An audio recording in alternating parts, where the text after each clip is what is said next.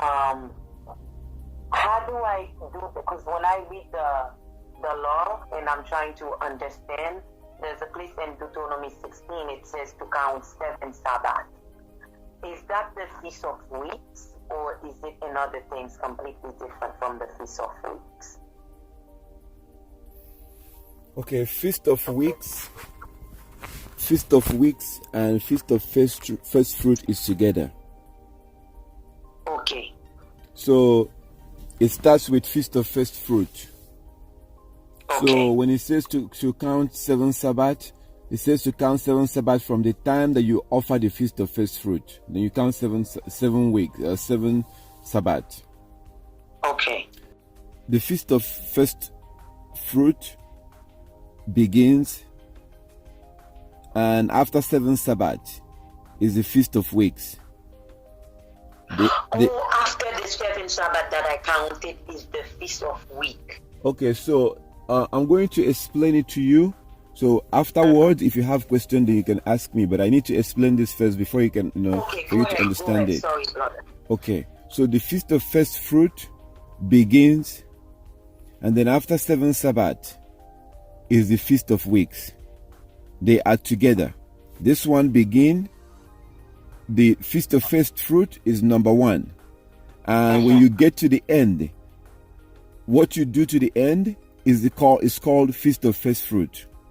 Feast of Weeks. Okay. So as you see in Leviticus 23 from verse 9 is the Feast of First Fruit. As you read down from, I believe from verse 15, it talks about Feast of Weeks. So, and the Feast of First Fruit, you are supposed to take the first fruit of your harvest and give to the priest, and the priest will offer it. So when he offers it, then you count 7 Sabbath. At the end of the 7th Sabbath is the Feast of Weeks. So the problem we have now is that we don't have the priest, and we don't have the temple, and we're scattered in different parts of the world. Okay, so that's why we are not, because of that, we are currently not doing the Feast of First Fruit. But the Feast of First Fruit is supposed to be observed when we harvest our barley harvest. This happens around the beginning of the new year. And then we take it, we give it to the priest, the high priest, not just anybody, not your pastor, not your bishop, the high priest of the Most High is who we give the harvest. Then he will offer the harvest. When they offer the harvest, then we number 7 Sabbath. Then we number 7 Sabbath. From the time we number 7 Sabbath, at the end of that 7 Sabbath is when we observe the Feast of Weeks.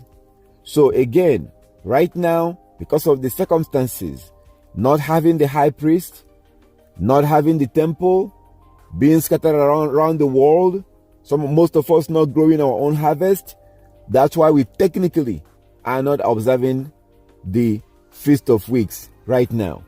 But we can observe, we're not observing the Feast of First Fruit right now because of that. But we can observe the Feast of Weeks. So what I will say is, I will advise that you get the book of Jubilees. So the book of Jubilees, you can, if you have it, you read chapter 6. Or if you don't have it, you go to Google and type in Jubilees chapter 6. The book of Jubilees chapter 6. It will come up on Google. You touch it, it opens up. If you read Jubilees chapter 6, if you read it, it tells you when to observe when the Feast of Weeks were supposed to be observed.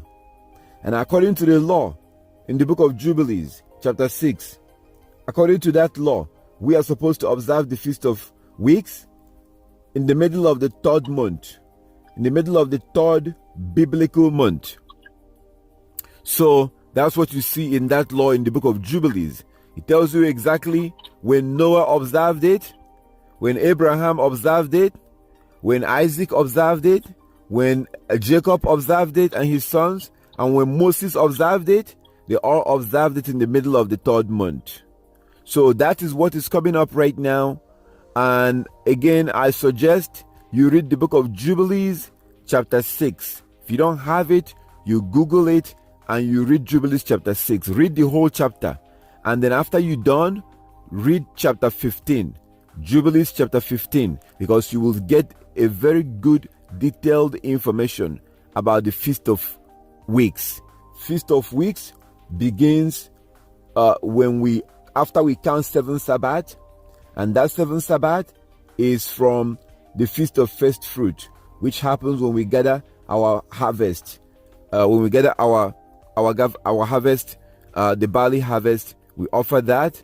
Then we count 7 Sabbath. So because of our current circumstances right now, not having a high priest, not having a temple, and most of us not growing our harvest, because of that, we do accept that we're supposed to, we agree and accept that we're supposed to offer the Feast of Harvest. It's just that we don't have the high priest to give it to right now. That law is still in effect.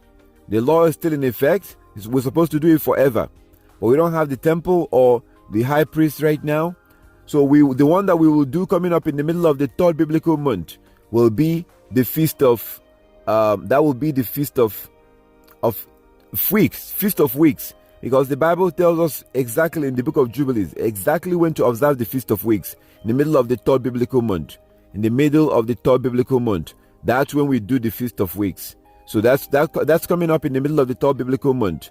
So that's when we will observe it, as you see in Jubilees chapter 6 and Jubilees chapter 15. Yes. So go ahead, sister. Yeah, brother. So my understanding is, I know we don't celebrate the first fruits because you just explained it to me. But if I'm counting it from the seventh Sabbath, do I start counting from the first of April when it was a Wednesday, the first Sabbath? Do I do this? Wednesday would be the first Sabbath. The 8th is the second Sabbath, the Sabbath that just passed yesterday. And the third Sabbath would be on the 15th. On the 22nd would be the fourth Sabbath. When I count for the seventh Sabbath. And that's how I'm supposed to count it. Okay. The way you're supposed to count it, according to Leviticus 23, is that you count it from the time that you take your first fruit or your first harvest or first fruit. By the time you take it and go give to the priest, once you give it to the priest, your counting depends on when the priest offers it. So this is a feast. When this feast is done, it's not like the Passover that you do on the 14th. It's not like the Day of Atonement that you do on the evening of the 9th. It's not like that. So when you pay attention, when you look at the book of Leviticus, chapter 23, you will notice that it doesn't give you a date for the Feast of First Fruits. The reason why it doesn't give you a date is because what happened last year is not what will happen this year. It's not because it depends on when you harvest the harvest, and it's by nature. So it might be ready this month early, or it might be early, or it depends. So that's why you don't see any date right there in Leviticus 23 from verse 9. It tells you when you come into the land and you harvest your crops, you harvest your harvest, give it to the priest, and he will offer it. So when you give it to the priest, you cannot tell the priest that he must do it at this time, or he must do it at this time. No, you give it to the priest and then you wait. So when the priest offers it, by the time they offer it, that's when you begin to count 7 Sabbath. So the thing for us right now is that, like as I said, we don't have the priest, we don't have the temple, and because we don't have that, the only thing we have right now is the accurate information we have in the book of Jubilees chapter 6 and Jubilees chapter 15, because it tells you when to observe the feast of, when other people observe the feast of weeks. It's in the middle of the third month, right in the middle of the third month. When Noah came out of the ark, he observed the feast of weeks, feast of first fruit, which is the same thing with feast of weeks, according to Jubilees chapter 6. Abraham observed it in the middle of the third month. Moshe observed it in the middle of the third month. Isaac, Jacob and his sons, the Israelites, they did it in the middle of the third month. So in the middle of the third biblical month, that's when we observed it. I myself, that's when I did it, when we did it, I with the congregation last year. So that's when we do it. So right now, you look forward, because that book of Jubilees gives you exact date when all these people did it. It's not a coincidence that they were doing it in the middle of the third month. So that's what we have right now. So because we did not physically ourselves take those fruit and give to the high priest, we did not do that. So there's really no way you can count right now, because you didn't give anything to the priest yet. So you cannot count because you didn't give anything to him. So what you do right now is you wait until the middle of the third month, then you observe the feast. You observe the one that you see the exact date that the Bible gives you, the one that the scripture gives you. Okay. So I don't have to worry about the counting right now. Just wait for the third month. Yes, and then we do the feast of first week there. So okay. So if we are in our land and if everything went well, we will harvest the barley, and then we'll take some and give to the. When we harvest it, we harvest it around the ending of the year. That's when we harvest it, around the ending of the year. Then we'll give it to the high priest. All this is occurring around the new year, around biblical new year. That's when all these things are occurring. So when you offer it when you give it to the high priest around the new year, then he will offer it. Then he will tell you, and then your number 7 Sabbath. This will usually put you around the middle of the third month, just like you see in the book of Jubilees chapter 6. Okay. Thank you so much, brother. I was so confused, and I'm like, as I went back to listen to the video, and you mentioned it one day, so I missed that part on how to count it. Okay, so that's basically, what is happening now. We would like to observe the Feast of First Fruit. We would like to, give those things to the high priest and do those things. But because of the circumstances, the law is still exactly what it is. The law is not done away with. It's what it is right now. So we still acknowledge that feast. We still acknowledge Feast of First Fruit. We acknowledge that. And then we will basically count 7 Sabbath, and that will usually we count 7 Sabbath. That will right about put us around the third month, just like you see in the book of Jubilees chapter 6. So on that, for sure, we know we there's no doubt, there's no confusion. When you read the book of Jubilees chapter 6, you see that we will do this in the middle of the third month. In the middle of the third month, that's Sabbath. In the middle of the third month, that's when we observe it. So that's Yazulin. That's when we are going to do it, and that there's no doubt. We may have issue because we don't have the barleys, we don't have the temple, we don't have the high priest for the beginning of the feast. But for sure, for the first fruit, for sure. But for sure, the Feast of Weeks, that we know that is in the middle of the third month, and we will do that Yazulin in the middle of the third biblical month. Again, read Jubilees. I really encourage you to read Jubilees chapter 6 and Jubilees chapter 15, so you'll be able to get more information on that. I'll read it again, brother. Thank you so much for the clarity. I really appreciate that. Oh, no problem. I will also like to use this opportunity to let you know that Saturday is not the Sabbath.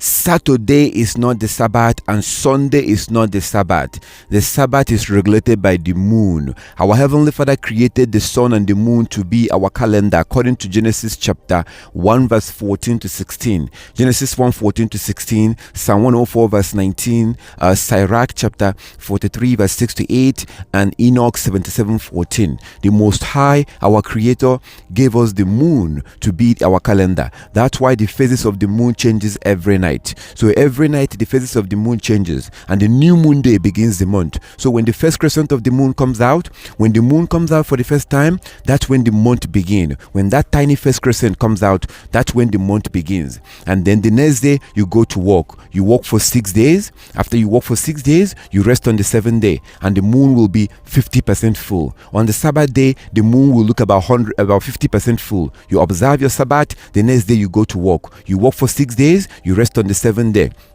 On this 7th day right here, the moon is going to be 100% full. On the second Sabbath of the month, the moon will be 100% full. It doesn't matter where you are in the world. It doesn't matter where you are. On the second Sabbath of the month, the moon will be 100% full. You observe your Sabbath. The next day you go to work. You work for 6 days. You rest on the 7th day. On the third Sabbath of the month, the moon will be about 50% full again. You observe your Sabbath. The next day you go to work. You work for 6 days again. You rest on the 7th day. And this will be the last Sabbath of the month. The third and the last Sabbath of the month, you observe your Sabbath. Then the next day is automatically a new moon day. The next day is a new moon day, and we're supposed to worship on the new moon day according to the book of Ezekiel chapter 46 verse 1 to 3. Ezekiel 46 verse 1 to 3, our Heavenly Father told us to worship on the new moon day. So new moon day begins the month, and that new moon day is a worship day. Read Ezekiel chapter 46 verse 1 to 3. Our ancestors observed the new moon day. Christ